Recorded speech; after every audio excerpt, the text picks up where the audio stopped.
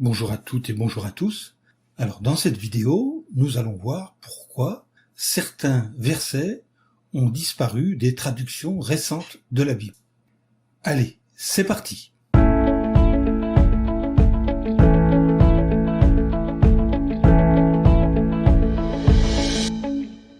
Alors vous l'avez sans doute constaté vous-même en étudiant votre Bible que certains versets tels que Matthieu chapitre 18 verset 11, chapitre 23 verset 14 et Luc chapitre 17 verset 36 par exemple, ont été omis, alors qu'on les trouve dans des versions anciennes comme par exemple la version du roi Jacques. Alors il y a beaucoup d'autres versets qui ont été éliminés de la Bible. Je vous indiquerai la liste complète dans la description de cette vidéo. Alors on peut se poser la question, pourquoi manque-t-il des versets dans les traductions modernes de la Bible? Alors examinons quelques exemples. Par exemple, les versets en question ne figurent pas dans la Tob, ni dans la Bible d'Ostie, ni dans la traduction du Monde Nouveau, ni dans la Bible catholique de Jérusalem.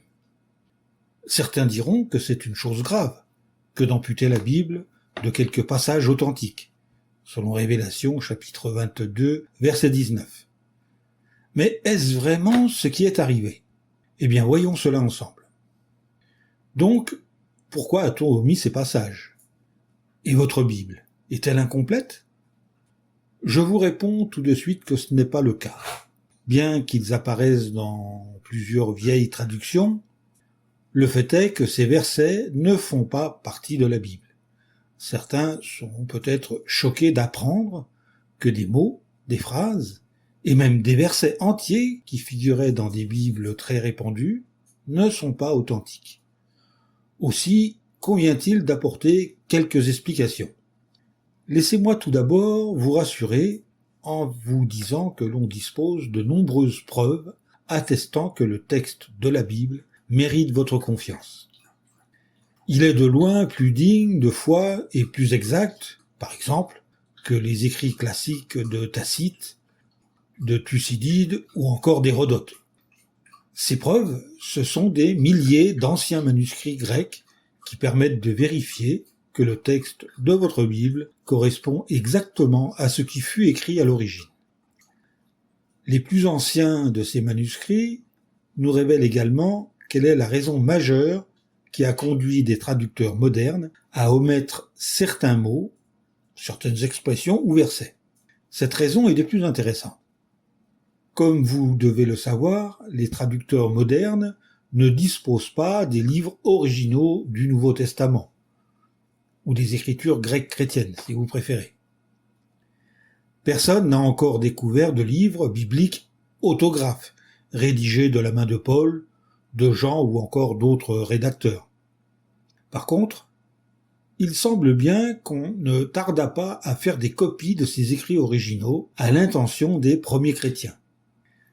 Les copistes apportaient généralement un soin extrême à leur travail, afin que leurs copies soient les reproductions exactes des originaux. Beaucoup de correcteurs modernes agissent toujours ainsi. Cependant, comme vous l'avez probablement remarqué, en lisant les journaux et des livres, cela n'empêche pas des erreurs de typographie de se glisser dans le texte.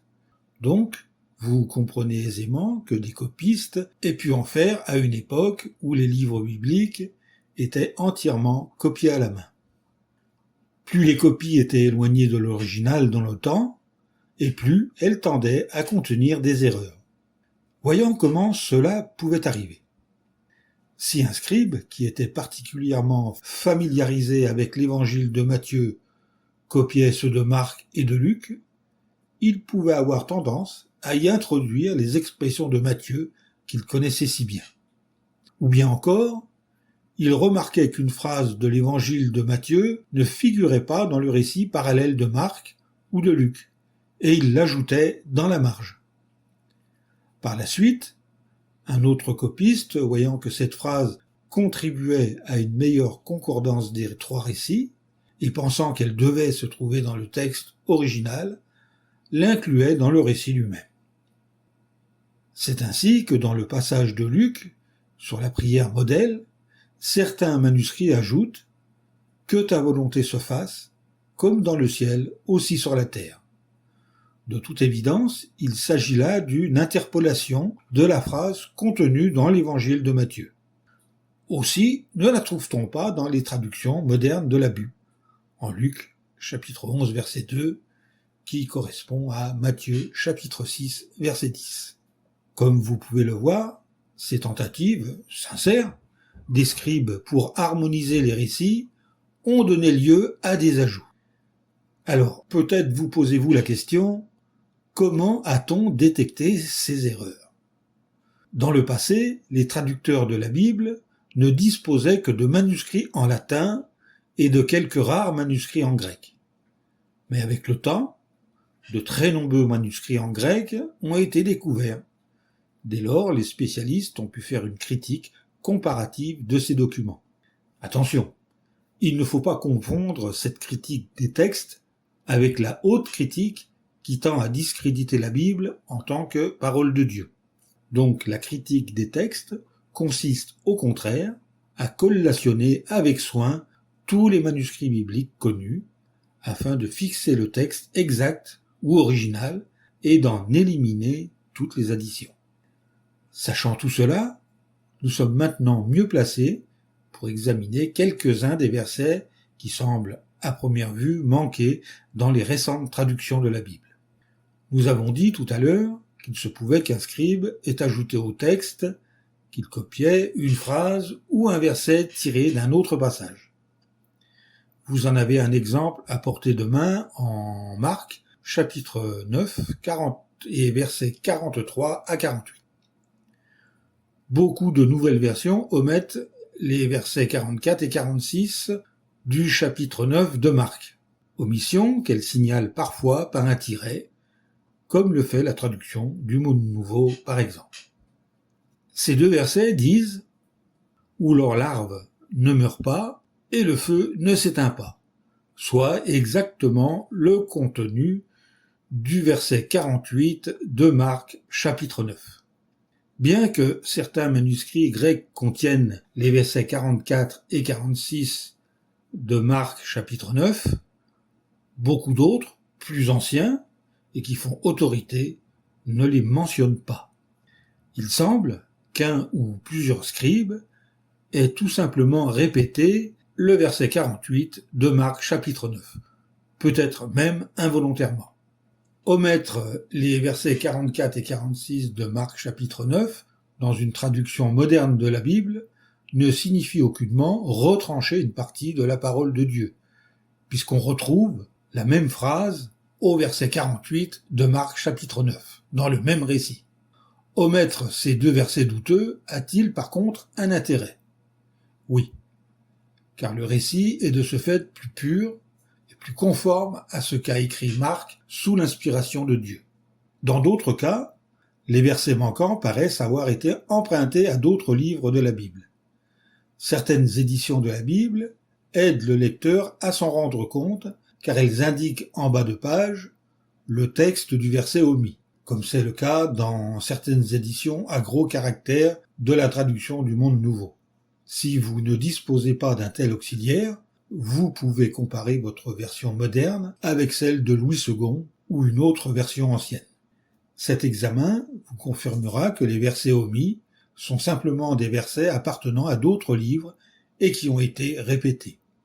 Prenez par exemple Romains chapitre 16 verset 24 et comparez-le avec le livre de Romains toujours au chapitre 16 et au verset 20 ou avec à peu près n'importe quelle des conclusions qu'employa l'apôtre Paul dans ses livres.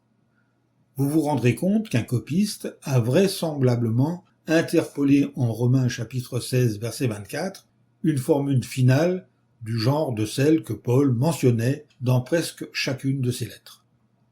Mais il arrive parfois que ce soit par pure malhonnêteté que le texte biblique ait été modifié. Prenons un exemple bien connu, celui de la première lettre de Jean au chapitre 5 et au verset 7. Voici comment ces versets se lisent dans la Bible Le Maistre de Sacy. Car il y en a trois qui rendent témoignage dans le ciel, le Père, le Verbe et le Saint-Esprit. Et ces trois sont une même chose. Et il y en a trois qui rendent témoignage dans la terre, l'Esprit, l'eau et le sang. Et ces trois sont une même chose. Lisons maintenant le même passage dans la seconde 21. Nous lisons « Ainsi, ils sont trois à rendre témoignage. L'Esprit, l'eau et le sang. Et les trois sont d'accord. » Notez que la traduction du mot nouveau traduit de la même façon. Donc, comme vous pouvez le constater, dans la vieille version Le Maistre de Sacy, les mots dans le ciel, le Père, le Verbe et le Saint-Esprit, et ces trois sont une même chose, ainsi que dans la terre, tous ces mots ont été ajoutés au verset. Pourquoi ?